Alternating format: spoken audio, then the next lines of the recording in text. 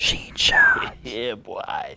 What is up, my friends? Today we are talking Elden Ring, but specifically the co-op side of the game. How does it work, and is it worth trying out? Can you do everything in the game in co-op, and should you? I will be answering all these questions and more, so let's jump right into it. Elden Ring has a similar co-op style to what Dark Souls 3 had. You need to set up a password in your multiplayer tab with your buddy so that both of you summon each other rather than other players. One player will use the Tarnished Furled Finger, of which you get in the tutorial area of the game, to place a golden sign on the ground. The other player will use a Furl Calling Finger remedy to gain access to your sign.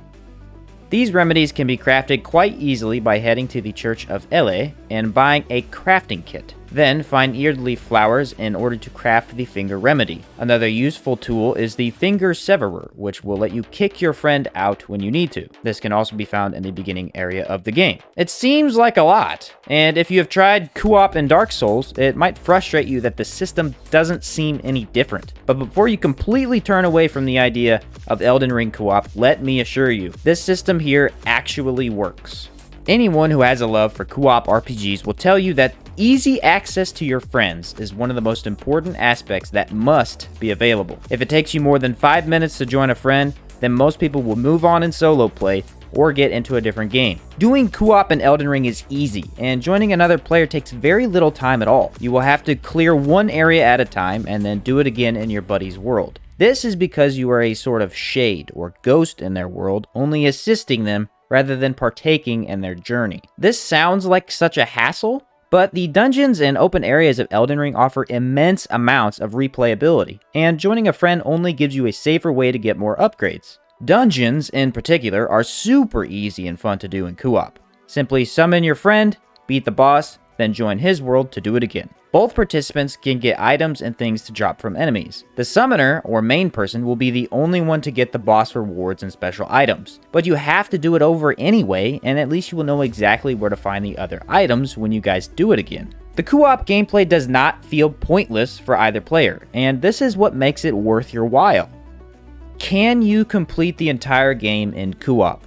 In theory, yes. Certain areas of the game will not allow you through invisible walls while you are in co-op. In order to get around this, you simply cut your friend out and meet up in that area. Resummon him and you are back on your journey. It is so easy to summon and resummon that jumping area to area doesn't feel like a chore. I will say that not all of the game should be done in co-op. Certain bosses in the open world are 10 times harder without your horse, and since you can't be on your horse in co-op, these ones can seem impossible to beat. One good example of this is the dragon you can find near the first swamp.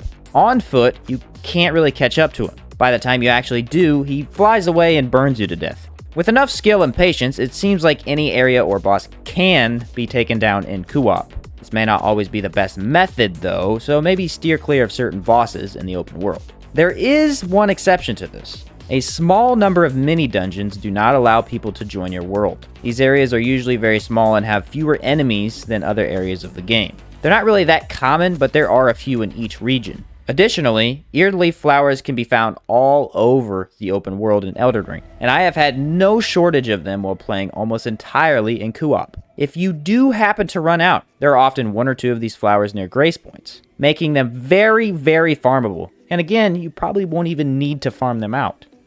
Let's talk invading. Does it ruin the co-op? Do you constantly get invaded?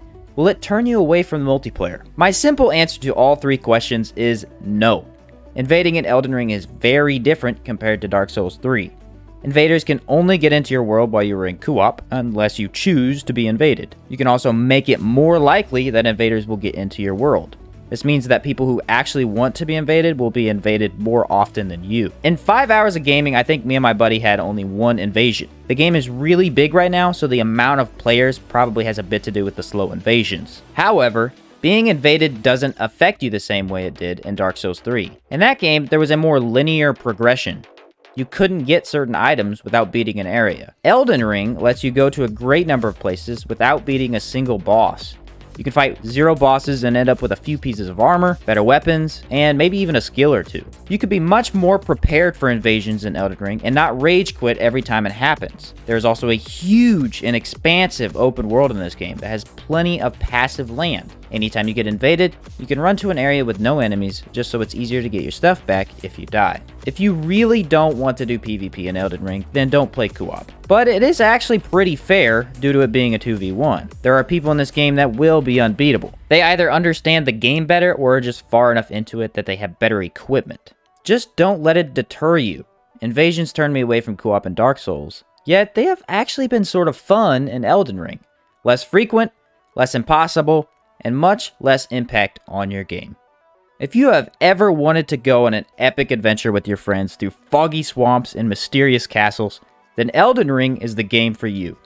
It isn't a perfect co-op system, but it works. And once you get used to it, you will be slaying giants and declawing dragons with your fearsome companions beside you. The co-op experience is, simply put, fun. I have never felt more like a true hero than I did when I saved a king from murderous monsters with a trusted companion by my side. This game has plenty to offer solo players, but the true experience comes from hopping into co-op and scouring the land just to see what you might find. Dragons, armies, and many other terrifying monsters await you on this epic journey. Co-op has never been more alive than it is today, and Elden Ring has what you are looking for. Consider subscribing if you enjoy RPGs such as this, and I will see you in the next video.